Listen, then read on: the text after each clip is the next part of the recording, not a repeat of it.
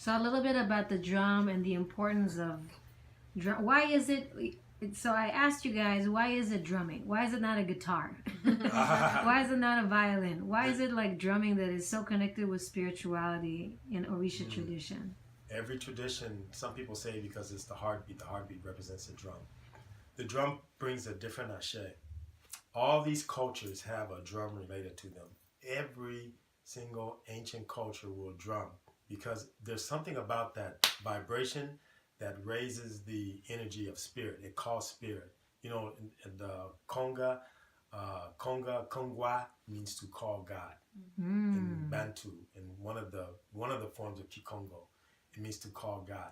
So in Ifa, there's many Odus that speak about the drum because each Orisha has its own drum. The drum that's in capoeira, the atabake, right? The atabake is actually a Bantu Congolese drum in Goma. In Goma, if you look at any of the Congolese traditions, it's a big long drum and they play it between their legs. That's a version of what the atabake is. So the drum is always used to call spirit. It brings spirit in a different way that other instruments don't, you know. And also it is connected to nature because the tree.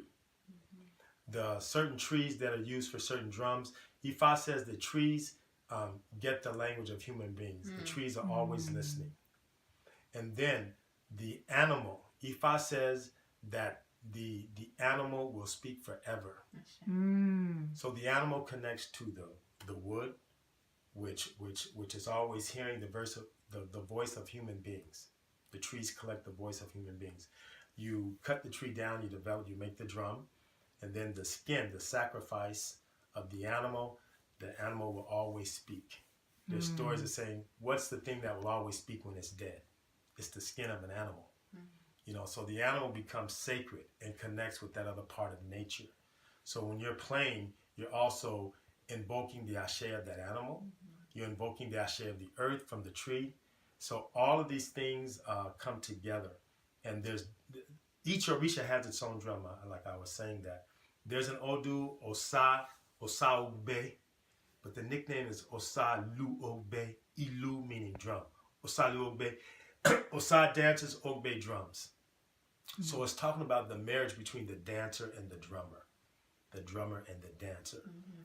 Reciprocity, always. Yes, and Ifa especially, everything's about reciprocity. So Baba's talking about, you know, you bring the animal skin together with the wood, and it's been giving a new life.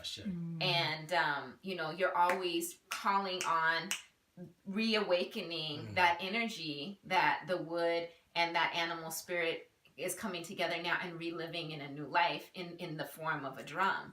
So you know, there's always reciprocity in Ifa, and we're never forgetting about nature. We're never forgetting about the community. We're never forgetting about the person sitting next to us.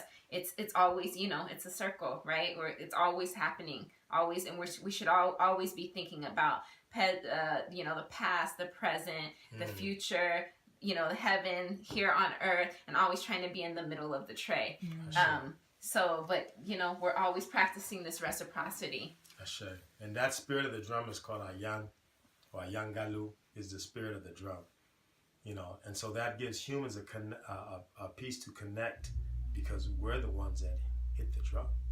We're the ones that hit the drum. The bell in capoeira, agogo, that's a Yoruba word. Agogo is a Yoruba word. And there are stories about how the bell came to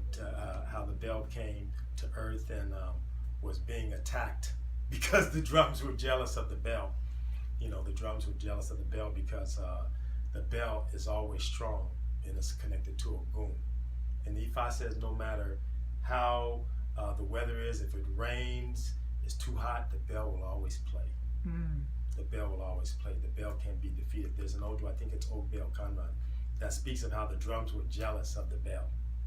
So they plotted hitmen to kill the bell. So the hitmen were the sticks.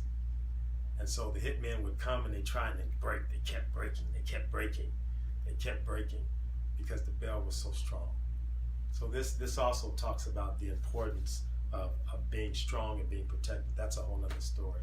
But as far as drumming and men, is it a connection that is in the tradition?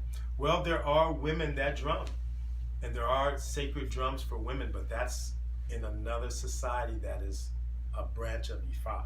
But there are sacred drums for women, and there are different aspects of drumming for women, yes. But those, I know that women can play secular drums. Yeah. The consecrated drums, from what I know, women don't play them. But there are other drums that are sacred in Ifa, and I don't want to speak too much on that because some of it is Awo, and then the other pieces I don't know the full understanding of it. But there are drums, and all over Africa, women do play drums. I've seen it. I have documentation of it. I mean, like I brought the drum in with the On the woman's head. on the woman's head. Oh, there's a lot of that. I mean, that's another story. There's also areas in Brazil where, as part of erasing the culture, drumming was illegal. The video got cut off. You started seeing women, people starting to drum on gourds. Oh yeah. That's the gourd drumming is all over. It's not to say all over, but the gourd drumming is strong in West Africa, and I know in some areas of Central Africa, there's a lot of gourd drumming.